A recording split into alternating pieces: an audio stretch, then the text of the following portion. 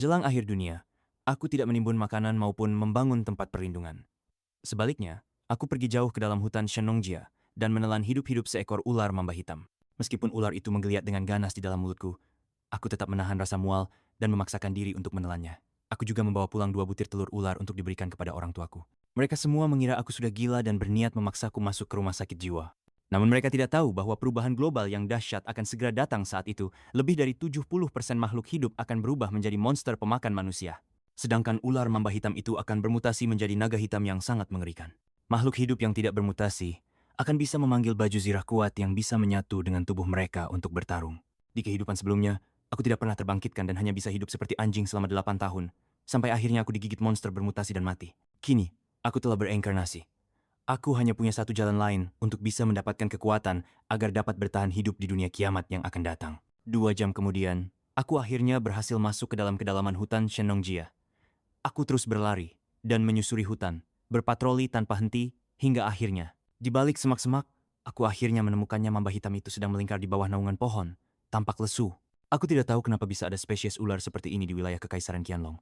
Namun di tengah rasa penasaran, aku juga pusing memikirkan bagaimana cara menangkapnya. Mamba hitam sangat beracun, sedikit saja ceroboh. Aku bisa tewas bahkan sebelum kiamat tiba. Tapi aku juga tak bisa langsung membunuhnya, karena aku harus menelannya hidup-hidup tepat sebelum mutasi besar terjadi. Hanya dengan cara itu, aku bisa mendapatkan genetikanya dan berevolusi bersamanya saat bencana datang. Saat aku sedang pusing memikirkan cara menangkapnya hidup-hidup, tiba-tiba seekor kucing belang muncul dari semak-semak. Kucing itu sepertinya juga menyadari keberadaan mamba hitam tersebut. Dengan mata menyipit penuh kewaspadaan, ia perlahan-lahan mendekat. Saat jarak antara mereka tinggal 30 cm, mamba hitam tiba-tiba meloncat dengan kecepatan luar biasa dan menggigit ke arah kucing.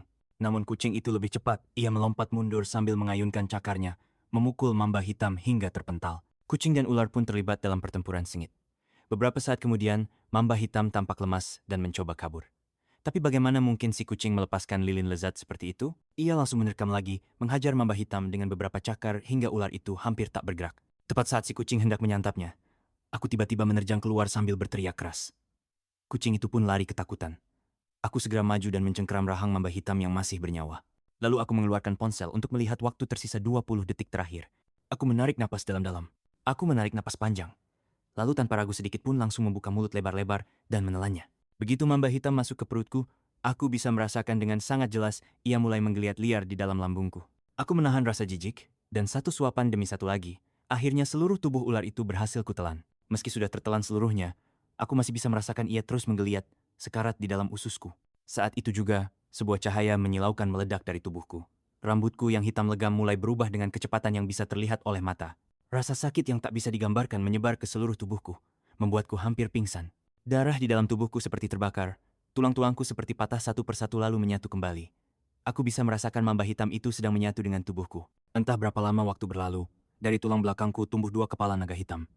Di kepalaku juga tumbuh sepasang tanduk naga. Sisik naga berwarna hitam menutupi tubuhku, kemudian menyatu perlahan dengan kulit dan daging, meninggalkan pola naga hitam samar di permukaan tubuh. Gigi-gigiku berubah menjadi sangat tajam, bahkan tumbuh 2 taring naga. Setelah taring itu tumbuh, tanduk naga di kepalaku pun perlahan menyatu ke dalam tengkorakku. Tak lama kemudian, dari tulang ekorku tumbuh sebuah ekor naga hitam yang memanjang dengan kecepatan yang bisa kulihat langsung. Saat ekor itu terbentuk sempurna, 2 naga hitam yang tadi tumbuh dari punggungku ikut menyatu kembali ke dalam tulang belakangku. Beberapa detik kemudian, di dadaku muncul tato naga hitam, jelas dan hidup, seolah benar-benar bernyawa. Begitu tato naga itu terbentuk sempurna, ekor naga di belakangku juga ikut menyatu kembali ke tubuh. Merasakan kekuatan meledak-ledak dalam tubuh, serta gelombang demi gelombang ingatan warisan yang muncul di pikiranku. Aku menengadah ke langit dan mengeluarkan sebuah teriakan dahsyat ke langit. Saat ini, rambutku telah berubah putih seperti salju, kedua bola mataku menjadi merah darah, dan di antara kedua alisku muncul pola naga hitam. 2 taring naga yang tumbuh tadi pun, kini bisa aku kendalikan dan kembali menjadi gigi manusia biasa. Tuan, tiba-tiba, suara lembut dan agak kekanak-kanakan terdengar di dalam pikiranku. Mendengar suara itu, aku tersenyum sedikit. Tuan, aku adalah mamba hitam yang tadi kau telan. Suaranya memang muda, namun mengandung makna yang dalam. Tuan, Anda ternyata adalah seorang yang bereinkarnasi. Tak heran dalam ingatan Anda aku terlihat begitu luar biasa. Pantas saja Anda nekat menelan aku hidup-hidup. Sambil ia berbicara, 2 naga hitam di punggungku muncul kembali. Kepala mereka yang bersinar lembut menjulur ke hadapanku, tampak polos dan sedikit memelas. Aku sedikit terkejut mendengarnya. Kau bisa melihat ingatanku. Melihat kedua naga itu, aku sadar meski mereka punya kehendak sendiri, aku masih bisa mengendalikan mereka sepenuhnya. seolah mereka adalah bagian dari tubuhku. Maaf sudah memakanmu. Aku juga bingung harus bilang apa. Tidak apa-apa, Tuan. Sekarang kita sudah menyatu. Kita tak lagi terpisahkan. Kita pasti akan menjadi jauh lebih kuat dari kehidupan sebelumnya. Suaranya masih terdengar seperti anak kecil, tapi penuh semangat. Bagus. Kalau begitu, mulai sekarang namamu adalah Xiao Yao, Xiao, si iblis kecil. Dunia ini, hanya kita yang pantas menguasainya. Aku mengusap kepala naga kecil itu dengan penuh rasa puas. Namun tepat saat itu, roar. Sebuah raungan tiba-tiba terdengar dari kejauhan. Aku menoleh dan melihat. Si kucing belang yang dulu sempat membantai mamba hitam, kini sudah bermutasi menjadi monster mengerikan bertubuh besar, berbulu tajam seperti jarum baja, dan memiliki sepasang sayap besar di punggungnya. Tuan, biar aku habisi dia, teriak Xiao Yao sambil menatap tajam ke arah monster kucing itu. Namun, si monster kucing lebih dulu melompat ke arahku, mengincar untuk membunuhku. Sialan, mata merah darahku memancarkan kilatan tajam. Dengan tatapan kejam, kedua tanganku berubah menjadi cakar naga yang tajam dan tak tertandingi. Dalam sekejap, aku sudah berada di depan monster kucing itu. Dan hanya dengan satu gerakan, aku merobek tubuhnya menjadi dua bagian. Aku menarik kembali cakar nagaku, lalu memandang ke arah Xiao Yao. Xiao Yao, makan dia. Kedua naga yang dikendalikan Xiao Yao langsung muncul di hadapan tubuh monster kucing itu, membuka mulut mereka yang penuh taring dan mulai melahapnya dengan ganas. Saat Xiao Yao memakan daging dan darah monster itu, aku bisa merasakan aliran panas menyebar di dalam tubuhku menyakitkan, namun membawa vitalitas luar biasa. Sel-sel naga di tubuhku seperti bangkit dari tidur panjang. Ternyata benar, aku memang tidak bisa bertahan di bawah sinar matahari hanya dengan berlatih. Aku harus memakan daging dan darah makhluk kuat agar bisa berkembang. Tak lama kemudian, Xiao Yao selesai makan dan berkata, Tuan, ayo kita pergi bunuh orang. Di kehidupan sebelumnya, bukankah di sekolah ada seseorang yang memperlakukan Anda seperti binatang, memaki-maki Anda? Kita bunuh dia sekarang. Mendengar itu, senyum dingin dan kejam muncul di wajahku. Itu memang rencanaku. Dosa masa lalu saat ini harus dibayar. Tanpa banyak bicara, aku segera turun gunung dengan kecepatan tinggi. Meskipun aurora misterius telah menyapu seluruh dunia, tetapi dalam waktu 3 jam ke depan, belum akan muncul mutasi besar-besaran. Saat ini, aku sudah berdiri di depan gerbang sekolah. Tak lama, target buruanku pun muncul seorang pria tampan berbaju jas putih, dikelilingi beberapa anak orang kaya yang bergaya sombong dan santai, tertawa-tawa keluar dari gedung sekolah. Begitu melihatnya, aku langsung teringat kejadian di kehidupan lalu. Mereka yang demi menyelamatkan diri sendiri, mendorongku keluar untuk menarik perhatian monster. Aku kehilangan 3 jari dan nyaris tewas saat itu. Wajahku menunjukkan ekspresi penuh kebencian. Aku melangkah cepat menuju arah mereka. Siapa lu? Anjing yang baik nggak ngadang jalan. Bentak salah satu anak orang kaya itu saat aku mendekat, sama sekali tak mau memberi jalan. Orang yang dipanggil Lin Shuyun melirikku sambil tertawa mengejek. Minggir sana, dasar pecundang.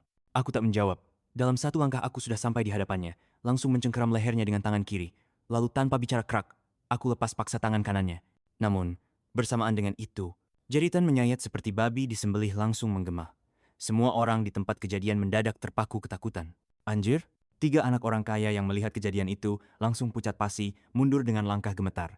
Sebagai anak-anak manja dari keluarga kaya, mereka belum pernah melihat adegan seperti ini seumur hidup mereka. Tolong aku, cepat panggil ambulans. Lin Shuyun berteriak dengan wajah yang sepucat kertas, lalu langsung pingsan tak sadarkan diri.